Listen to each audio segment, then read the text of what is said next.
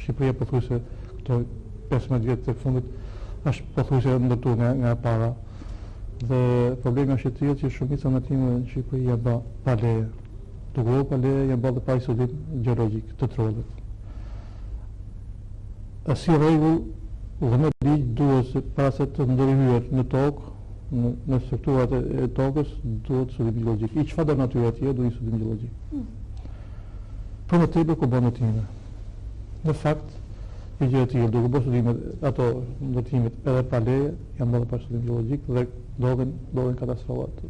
Shpesh katastrofa ose ndodhen fenomene rrëshqitje, që pasojat e lehta, derisa deri në pasoja që shkojnë me jetë njerëzish. Si do bëjë këtë punë?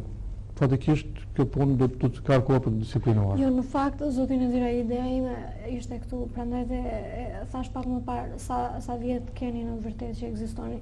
A e keni detyrim juve që të jepni një studim gjeologjik, apo bashkia mund ta mbledh brenda rrezës së saj dhe ta mbyll me kaq? Të thash të pjesë të shërbimit gjeologjik që mbulon studimin e trollit, shërbimi gjeologjik shqiptar ka bërë pjesëvetën me hyrjen fuqi të ligjit për vitin 98. Përpara ka qenë ndërmarrje, që është ndërmarrja gjeolozi, që varet nga Ministria e Ndërtimit të asaj kohe, dhe pastaj me ligj është përfshirë në shërbimin gjeologjik shqiptar.